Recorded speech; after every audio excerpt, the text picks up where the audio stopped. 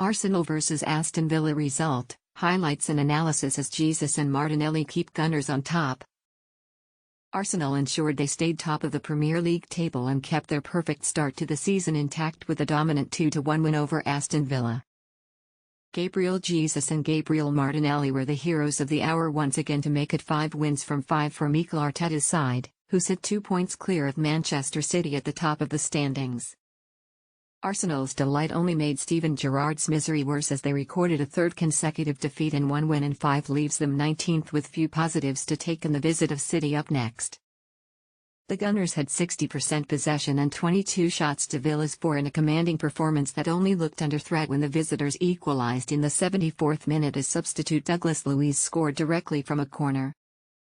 But this Arsenal side don't roll over anymore, and less than 2 minutes later Martinelli had them back in front as he tapped in Bukayo Saka's cross at the back post to join his Brazilian teammate Jesus on the scoresheet, after he'd been quickest to react from an Emiliano Martinez parry on the half-hour to break the deadlock.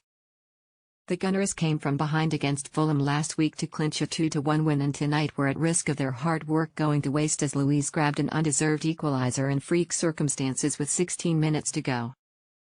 Yet 151 seconds later, Martinelli ensured he was at the back post to steer home Saka's cross to put Arsenal back in front and spark a frenzy at the Emirates Stadium once again. The Arsenal of old wouldn't have been able to do that. They'd have crumbled under the pressure, or worse, blown their chances and conceded a late winner to leave with nothing. This Arteta side has belief and hunger back in its spine. From Jesus causing Villa's centre-backs trouble all night to Martinelli and Saka running the channels, it was frantic and chaotic at times, but always attacking with intent throughout. Even Granit Xhaka found himself in the final third for most of the game, such was his impressive contribution to Arsenal's attacking output this evening. While Chelsea launched a £43 million bid for Ajax midfielder Edson Alvarez and continued to chase Pierre-Emerick Aubameyang, Manchester United aim to register Antony's arrival, and Liverpool remain on the lookout for a midfielder of their own before the 11 p.m. transfer window deadline. Arteta and technical director Edu can sleep well tonight. In fact, the Gunners acting early in the transfer window to move for Jesus and Zinchenko have proved astute business decisions.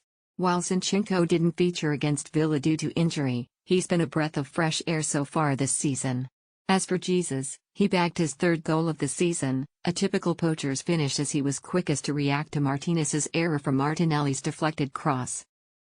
Jesus adds an energy and a purpose to Arsenal's attacking line. At times he bullied Ezri Konsa and didn't allow Villa's backline a second to think about trying to pass it out from the back. At the other end of the pitch, Saliba's commanding performance was again of a player well beyond his 21 years. While not a new signing this summer, Arteta's decision to include him in preseason and decide early on he was going to be a regular this term has allowed him to settle in and look like he's been playing Premier League football for years. Arsenal's next big test comes against Manchester United on Sunday, but, with Jesus in attack and Saliba at the back, even though that's not the song Gunners sing, you feel they won't be going to Old Trafford as a team without a winning game plan. It's 1 win in 5 league matches for the former Rangers boss, and already he's among the favourites with the bookies to be given the chop. We saw Bournemouth sack Scott Parker following a 9-0 hammering to Liverpool earlier this weekend. With Manchester City next up, Gerrard will certainly be looking over his shoulder if that ends in embarrassment.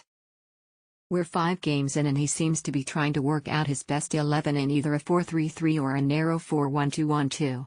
Tonight, he left Ings on the bench, with Bailey and Buendia on the wings to supply the ball to target man Watkins, but the front line lacked fluidity.